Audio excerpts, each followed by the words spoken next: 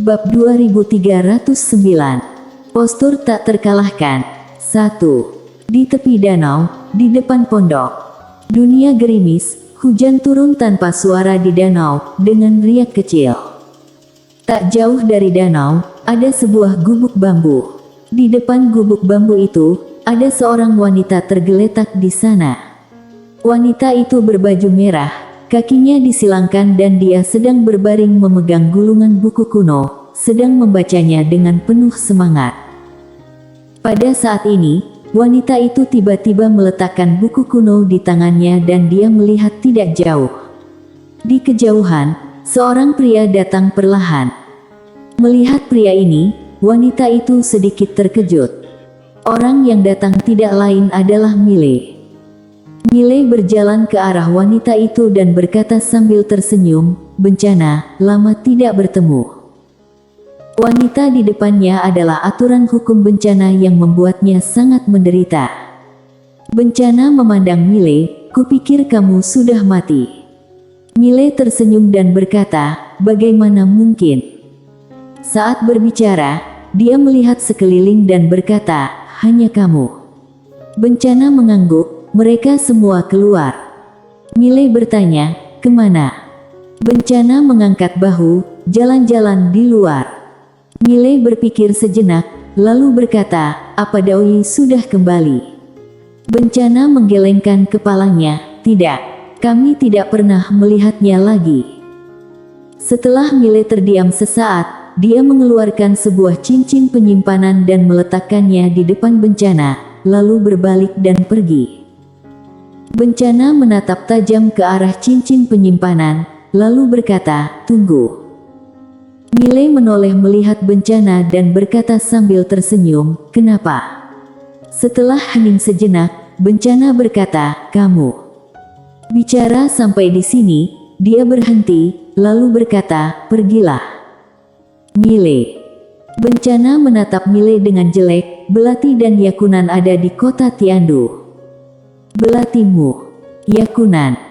Mile sedikit tersenyum, "Terima kasih." Saat suara jatuh, orangnya langsung menghilang. Bencana menatap cincin penyimpanan di depannya, dan tidak berkata apa-apa untuk waktu yang lama. Kota Tiandu. Mile datang ke kota Tiandu, dia melirik ke seluruh kota Tiandu dan saat berikutnya, dia mengerutkan kening. Karena dia tidak merasakan Belatimu dan Yakunan. Mungkinkah sudah pergi? Setelah Mile terdiam sesaat, kesadaran ilahi langsung diaktifkan dan saat berikutnya, kesadaran ilahi terbentang seperti jaring. Dalam sekejap, dari jarak puluhan juta mil, semuanya berada di bawah bayang-bayang kesadaran ilahi. Segera, sudut mulut Mile sedikit terangkat. Saat berikutnya, dia langsung menghilang di tempat. Di suatu tempat, Belatimu dan Yakunan saling memunggungi, dikelilingi oleh puluhan master dimensi asing. Orang dimensi asing. Mantan anggota sekte Daoi, orang dimensi asing tidak masuk ke alam semesta ini karena Mile, tetapi kebencian mereka terhadap Yakunan dan yang lainnya belum terselesaikan. Setelah kedua belah pihak bertemu, mereka pasti akan bertarung. Belatimu melirik orang dimensi asing itu, "Sial, tidak disangka bertemu dengan kelompok bajingan ini." Yakunan berkata dengan lembut, "Karena bertemu, apa boleh buat? Takut kenapa?" Belatimu berkata dengan suara dalam, "Kamu pukul berapa orang?" Yakunan hendak berbicara, saat ini seorang pria tiba-tiba muncul di depan kedua wanita itu. Orang yang datang adalah Mile. Melihat Mile, kedua wanita itu tercengang. Mile berkedip, "Tidak kenal denganku lagi." "Waduh." Belatimu menatap Mile dengan heran, "Kamu masih belum mati." Wajah Mile langsung menjadi gelap. Pada saat ini, Belatimu berjalan ke depan Mile. Dia menepuk wajah Mile dengan ringan dan berkata, "Benar-benar orang yang masih hidup." Mile. Belatimu melihat Mile dan berkata, "Kenapa kamu di sini?" Mile tersenyum dan berkata, "Tidak senang melihatku." Belatimu hendak berbicara. Saat ini orang dimensi asing di samping tiba-tiba berkata dengan galak, "Kalian sudah selesai bicara belum?" Kak Mile menoleh tiba-tiba, "Apa aku membiarkanmu berbicara?" Suara itu jatuh, pedang jatuh tepat di antara alis orang dimensi asing. Boom! Orang dimensi asing langsung berubah menjadi ilusi. Semua orang tercengang. Mata Belatimu dan Yakunan juga penuh keheranan. Langsung pembunuhan instan. Saat ini, salah satu orang dimensi asing dengan gemetar berkata, "Siapa kamu?" Mile menatap orang dimensi asing, "Apa kamu orang dimensi asing?" Secara alami, dia tidak melupakan klan ini, karena doi dari klan dimensi asing. Tentu saja, dia tidak memiliki kesan yang baik terhadap klan ini. Orang dimensi asing yang memimpin hendak berbicara. Saat ini Belatimu tiba-tiba berkata, "Bunuh mereka." Mile tertawa dan melambaikan lengan bajunya. Boom! Belasan orang dimensi asing menghilang di tempat. Langsung musnah. Melihat adegan ini, Belatimu langsung mengacungkan jempol, "Hebat." Yakunan melirik Mile dan tidak berbicara. Mile tertawa, "Belati, Yakunan, tertarik pergi ke tempat baru bersamaku?" Belatimu segera menggelengkan kepalanya, tidak tertarik. Mile bingung, kenapa? Bersambung.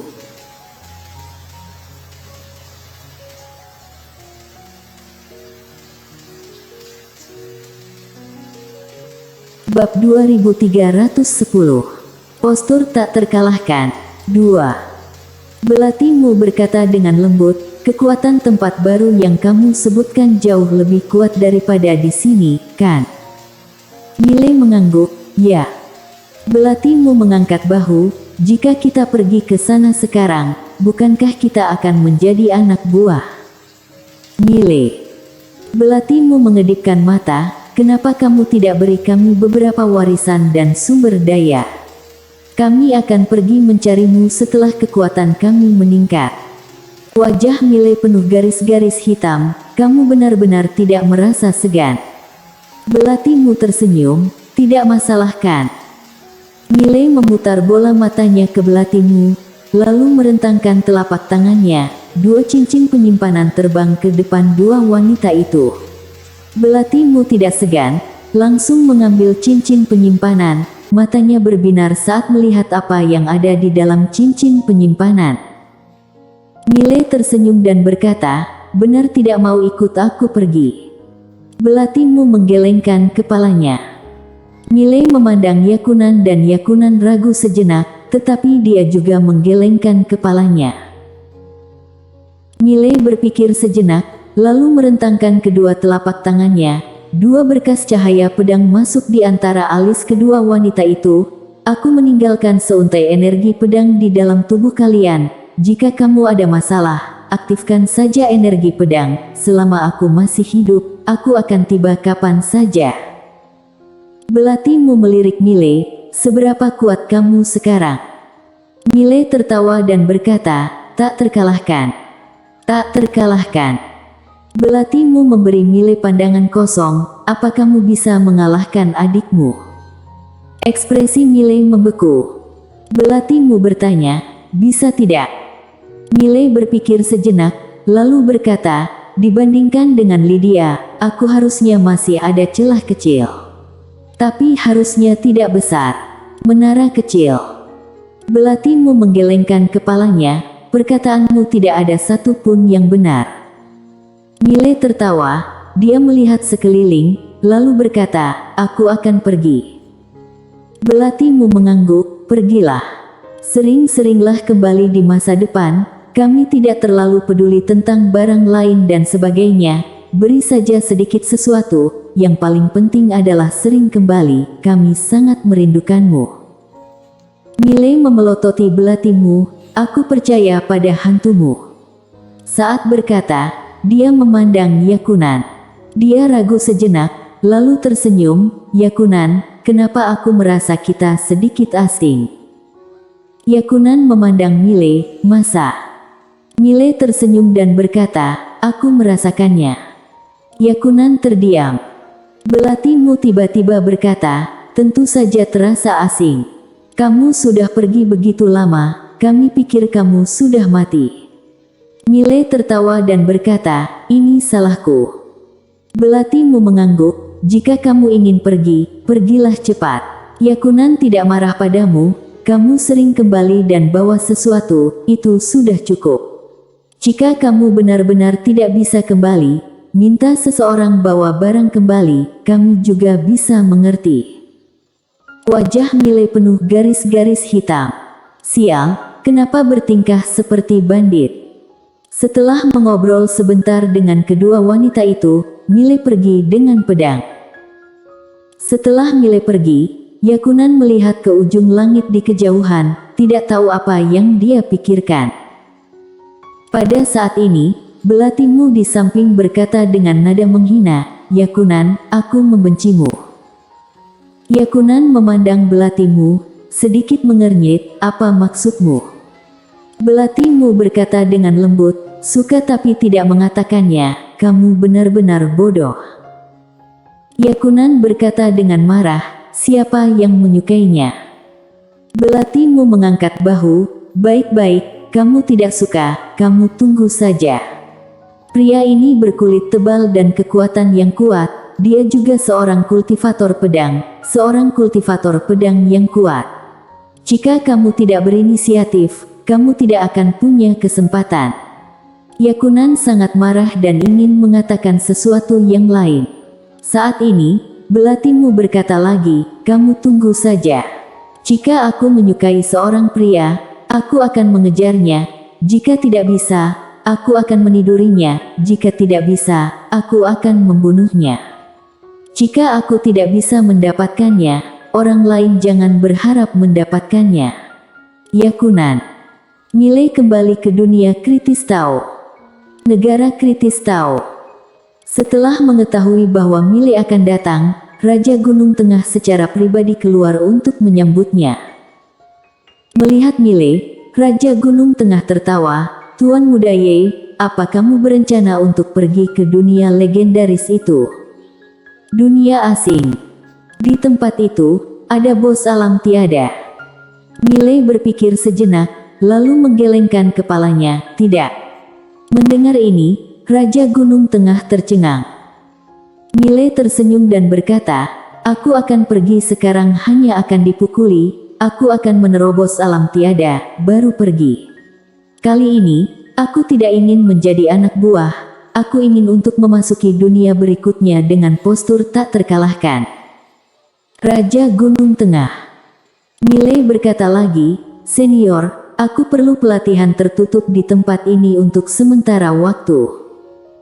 Raja Gunung Tengah berkata dengan suara berat, baik, aku akan melindungimu.